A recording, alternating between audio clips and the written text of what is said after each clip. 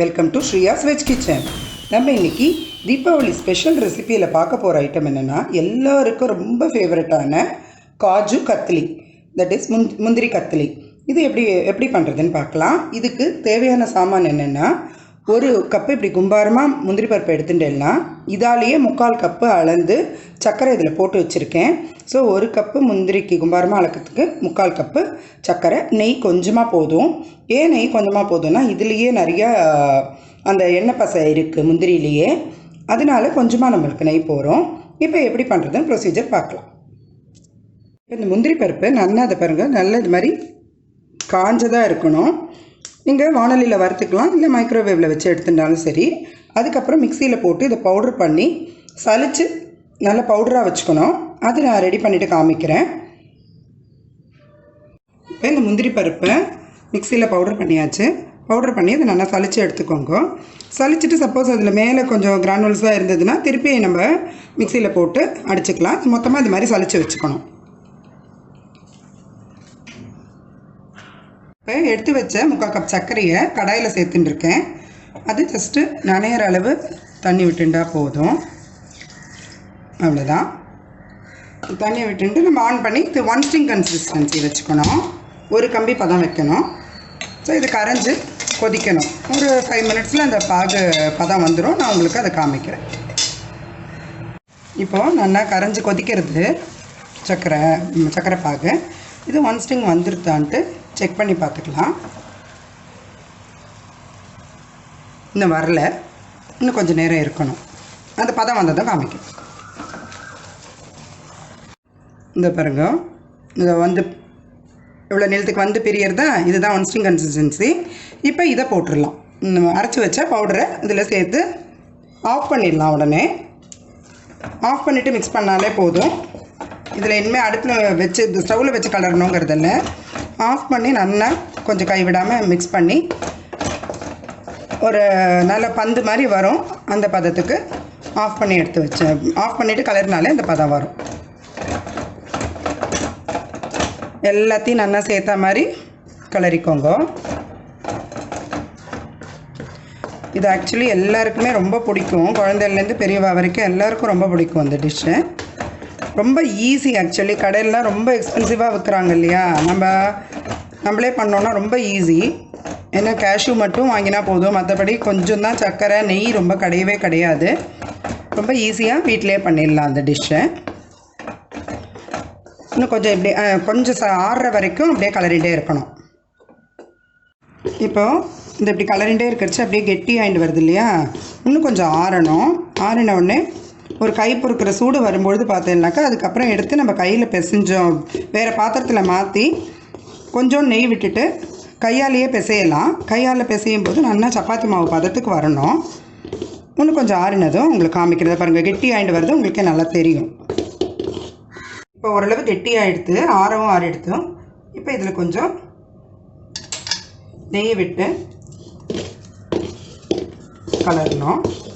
இது எல்லாமே stove off பண்ணிட்டு தான் பண்ணணும். அதை ஞாபகம் வச்சுக்கோங்க. அடுப்பில் வச்சு கலரக்கூடாது, ஸ்டவ்வில் வச்சு கலரக்கூடாது. இதோ அப்படியே கெட்டியாக வர ஆரம்பிக்கிறதா நெய் விட்டது இதில் ஒட்டாமல் வந்துடும். இப்போ நம்ம இன்னொரு பாத்திரத்தில் ட்ரான்ஸ்ஃபர் பண்ணிடலாம். பண்ணிவிட்டு அப்புறம் கொஞ்சம் கை பொறுக்கிற சூடு வந்தால் கையாலேயே கை பொறுக்கிற சூடு வந்துடுது. ஸோ இதெல்லாமும் எடுத்து இதில் போட்டுட்டு நல்லா கையால் பிசையணும். அப்புறம் கையால் பிசைஞ்சால் தான் நல்லா அந்த ஒரு சப்பாத்தி மாவு அந்த பதம் வரும். அந்த இதை பாருங்க, நல்ல மாவு பதம் தெரியறதா. இது இன்னும் கொஞ்சம் ஆற வேண்டியிருக்கு. ஸோ இப்படி மிக்ஸ் பண்ணி விட்டு கொஞ்சம் நல்லா பிசைஞ்சாக்கா நல்ல சாஃப்ட் டவ் வந்துடும். அதுக்கப்புறம் அதுவும் நம்ம இடுறதுமே ஒரு ஷீட்டில் நெய் தடவின்ட்டு இது மாதிரி ஒரு ஷீட்டில் பட்டர் ஷீட் இருந்தால் எடுத்துக்கோங்க, இல்லைன்னா ஆர்னஸ் தான் போட போகிறோம். ஸோ பிளாஸ்டிக் ஷீட் இருந்தாலும் ஓகே. அதில் ஃபுல்லாக நல்லா நெய் தடவி வச்சுக்கோங்க. அப்போ தான் ஒட்டாமல் வரும்.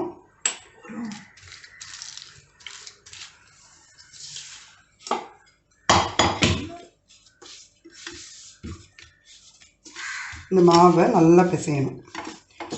அப்படியே கலந்து கொடுத்து பிசைஞ்சால் நல்லா. இப்போ மாவு வாமாக இருக்குது, நல்லா இந்த சப்பாத்தி மாவு பதத்துக்கும் வந்துடுது. இதை ஷீட்டு நெய் தடவின ஷீட்டில் போட்டு நம்ம சப்பாத்தி மாவு இடுற மாதிரியே வேணுங்கிற திக்னஸ்க்கு இட்டுக்கணும். கொஞ்சம் கையால் ப்ரெஸ் பண்ணி விட்டுட்டு அப்புறம் இந்த மாதிரி குழவிலையும் நெய் ஸ்ப்ரெட் பண்ணி வச்சுருக்கேன், அதால் ஸ்ப்ரெட் பண்ணி விடுங்க. எந்த திக்னஸ் உங்களுக்கு வேணுமோ அந்த அளவுக்கு நான் ஃபுல்லாக ஸ்ப்ரெட் பண்ணிவிட்டு காமிக்கிறேன். இப்போ எந்த திக்னஸ் வேணுமோ அந்த திக்னஸ்க்கு நீங்கள் நல்லா ஸ்ப்ரெட் பண்ணி விடலாம். அழகாக வரும், மெல்லிஸாக நம்ம ஸ்வீட் ஸ்டால்லலாம் வாங்குகிற மாதிரியே தின்னாக வரும். இதுக்கப்புறம் என்ன ஷேப்பில் வேணுமோ அந்த ஷேப்பில் நம்ம கட் பண்ணிக்கணும். இதை பாருங்கள், நல்ல நான் இந்த திக்னஸ் போட்டிருக்கேன், நீங்கள் இன்னும் வேணாலும் தின் பண்ணிக்கலாம். இப்போது இதை நம்ம என்ன ஷேப்பில் வேணுமோ நம்ம இதை கொஞ்சம் ட்ரிம் பண்ணிக்கலாம். டைமண்ட் ஷேப்பில் இருந்தால் அழகாக இருக்கும் இல்லையா? அந்த ஷேப்பில் நம்ம ஓரளவு இந்த ஓரத்தில் இருக்கிறதெல்லாம் எடுத்துட்டுலாம். எடுத்துட்டு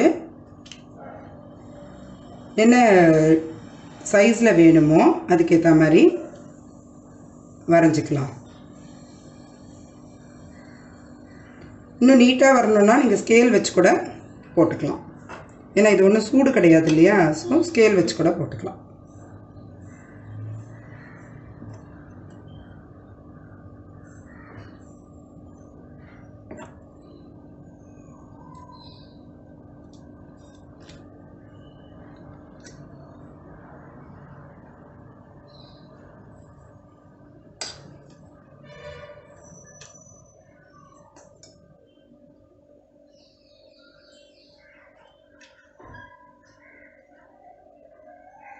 ஏன்னா இது பொதுவாக சின்ன பசங்கள்லாம் இது டைமண்ட் ஸ்வீட்னே சொல்லுவாங்க அந்த ஷேப்பில் இருக்கிறதுனால. அதே மாதிரி போட்டால் நல்லாயிருக்கும்.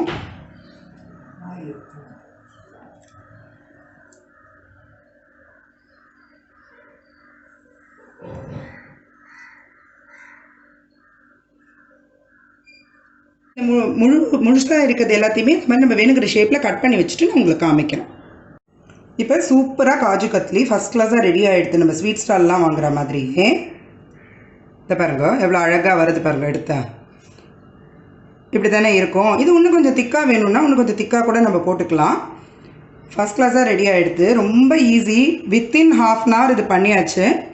நீங்கள் எல்லாருமே ட்ரை பண்ணி இந்த தீபாவளிக்கு உங்கள் கையாலேயே காஜு கத்லி, ஏன்னா கிட்டத்தட்ட 1000 rupees விற்கிறது per KG kaju katli sweet.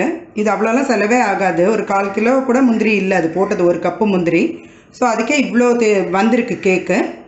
நீங்களும் உங்கள் இடத்துல உங்கள் ஃபேமிலிக்கு நீங்கள் உங்கள் கையாலே பண்ணி கொடுத்து இந்த தீபாவளியை நல்லா செலிப்ரேட் பண்ணுங்க. இப்போ ஃபஸ்ட் கிளாஸாக காஜு கத்லி ரெடி ஆகிடுது. இதை பாருங்கள் எவ்வளோ நல்லா இருக்குது.